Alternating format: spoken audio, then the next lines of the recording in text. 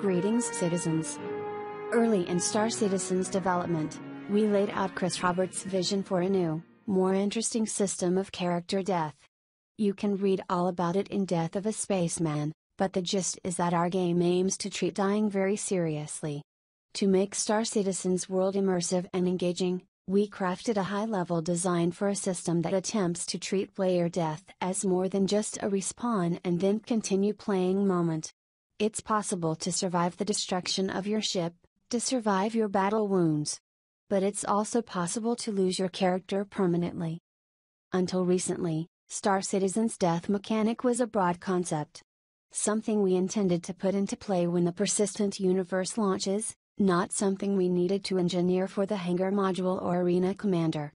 With the upcoming first-person shooter module, that changes significantly. A key portion of any FPS is the health system, which connects directly back to player death. Think back to classic FPS you have played. There have been countless iterations on player health and death, from picking up medkits in Wolfenstein to passing periodic regeneration chambers in BioShock to the rest and heal mechanic in the Call of Duty series.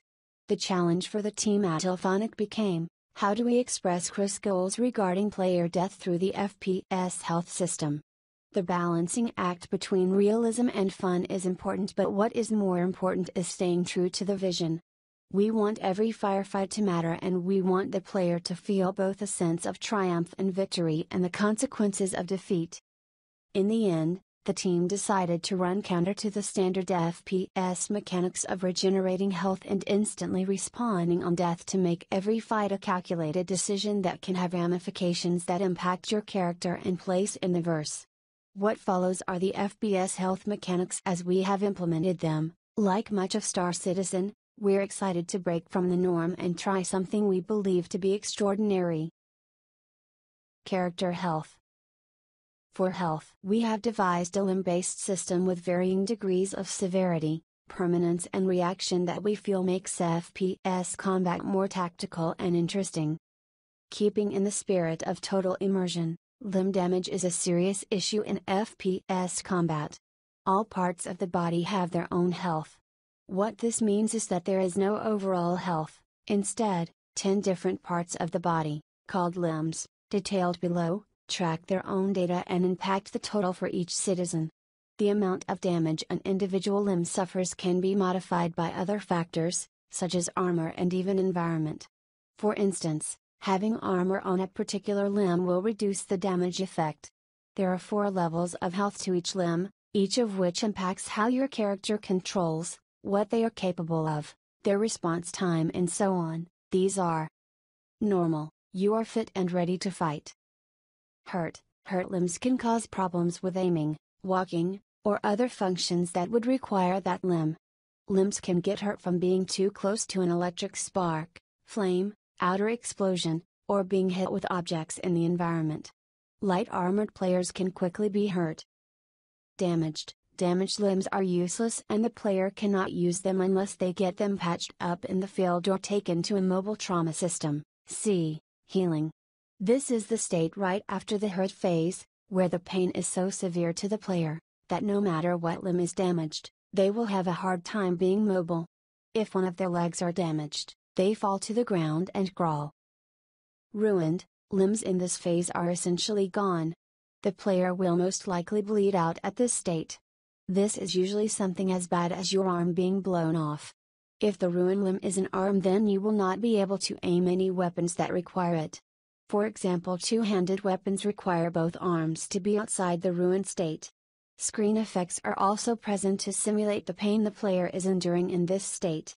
If the player is able to be healed by a player with medical equipment, the limb is completely gone and cannot be used, but the player can at least move around and continue the fight, if they have their legs, that is. Limbs. In the current system, there are 10 limbs that can receive isolated damage. Head. Torso. Right upper arm. Right lower arm. Left upper arm. Left lower arm. Right upper leg. Right lower leg. Left upper leg. Left lower leg.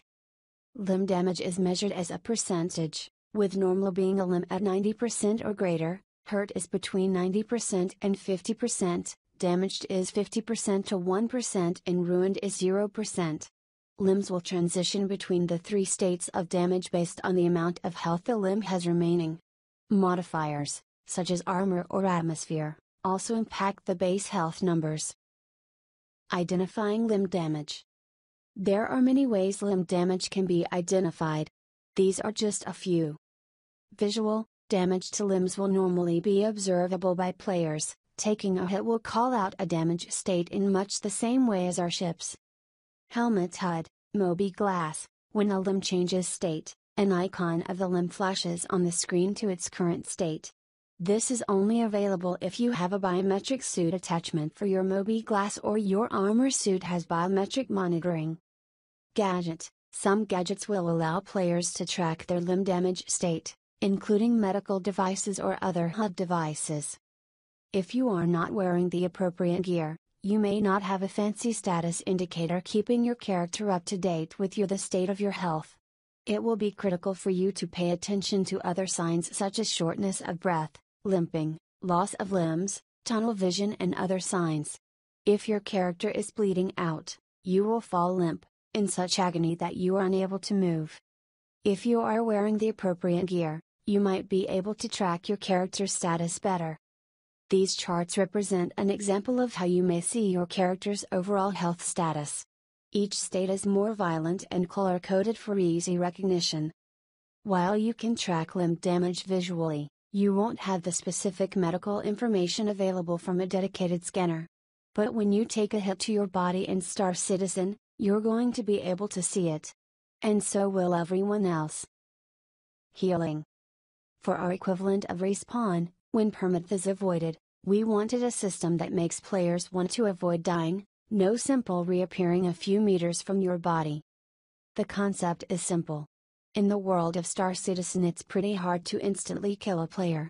Instead, he's likely to take heavy limb damage, incapacitating him until a friendly player manages to drag him to safety and apply some medical aid. If a player has his critical limb damage healed up to at least a hurt level, then he can get back up and re-enter combat.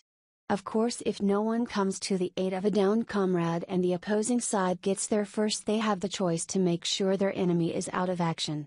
Or they could be more humane and capture the wounded combatant.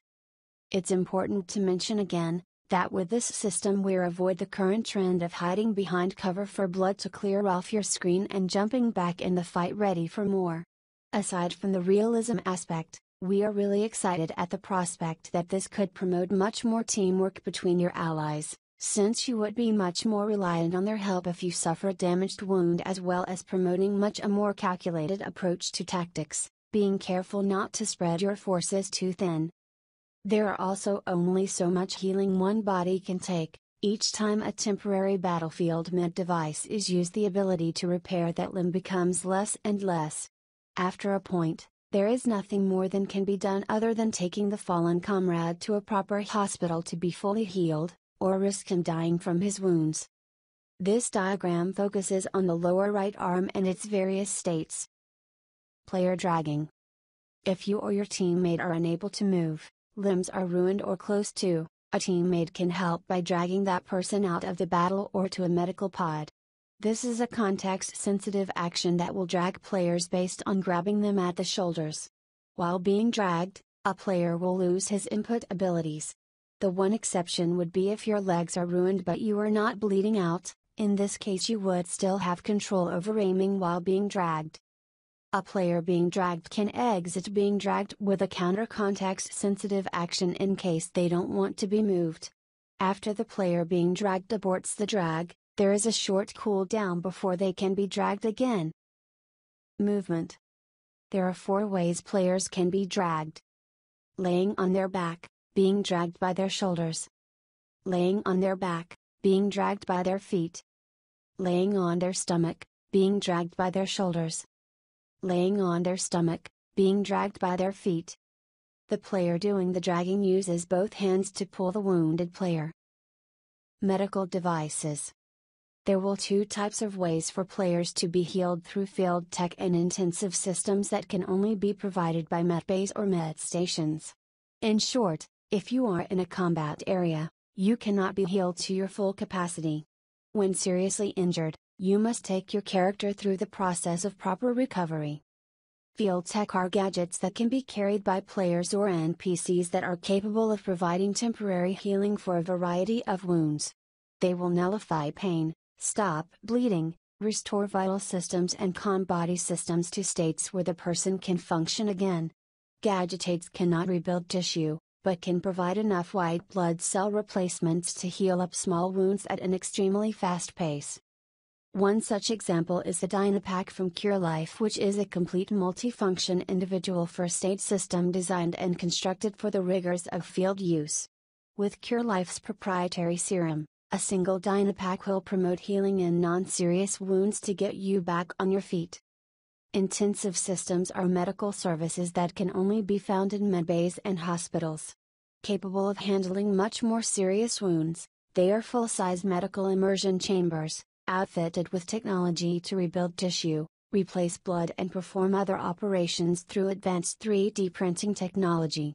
There are even new systems such as the Calliope that are capable of completely reconstructing a person's appearance. Your player's overall health status is essentially the state of all of your limbs combined. As each limb goes through their various stages, your overall health status can quickly change. Your health status does not change linearly, as it can quickly become fatal at an exponential rate. For instance, if it is your head, there's not much a med device can do for you. Bleed out. Bleeding out is your character's enemy. If you are bleeding out, you are probably done for. But there is still hope. Paying attention to your health status is critical. If a player takes a lot of damage to a limb in one blow, the damage doesn't affect the player's total health status right away. Instead, a portion of the damage to the limb eats away at your health status over time. This is to simulate the idea that you don't die in a single blast, you bleed out over time. Upon taking this type of damage, the player will then begin to bleed out at a set rate, giving them a limited amount of time to live unless they get to a med station or a friendly player uses a med device on them. If the player takes more massive amounts of damage to a specific limb in one blow, it follows a similar formula but at much larger scale. It is important to note that in a heavy bleed-out state the player will have no ability to aim a weapon as the pain is just too severe. Bring in the starships. What is Star Citizen without ships? As you know, the FPS module is being designed to support the existing focus on starship combat rather than to replace it. So how do the two mechanics complement each other? The answer is that there is a significant amount of strategy involved. Star Citizen spaceflight will include a robust rescue system. Search and rescue missions are one of our major umbrella mission types. Players will be called upon to rescue both NPCs and players who find themselves shot down or otherwise stranded in space. Using the same systems outlined above, players can suffer injuries during space combat. And there's no more likely place for this to occur than during ejection, ship destruction.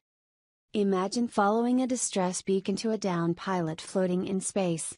You put on your EVA outfit, venture atmosphere and exit your ship to rescue them. Pulling the player aboard, you find they've taken a laser blast to the arm, or a mass driver to the chest. Here, the FPS healing mechanic again takes place and you must stabilize them for the trip to a hospital facility. Unless you are carrying that hospital facility with you. A number of Star Citizen ships have already been revealed to have medical bays on board or as options, and more are in the works. There's even a large dedicated hospital ship in the fourth wave of ship designs, which will allow even more player recovery, and which will possibly even act as a mobile respawn spot for not quite permanent citizens.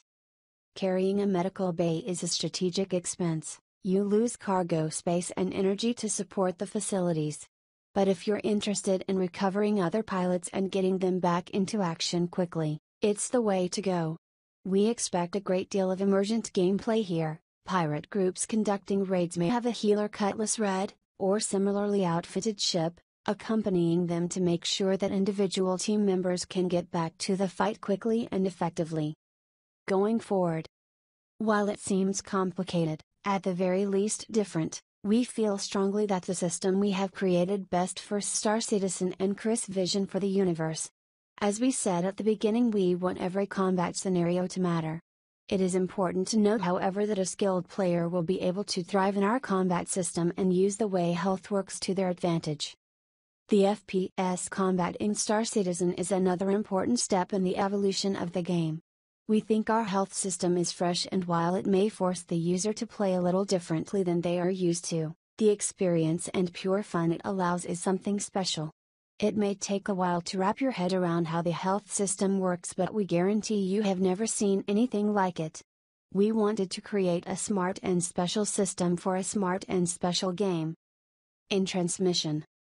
Disclaimer: as with any design post, this article represents our current thinking for the systems covered.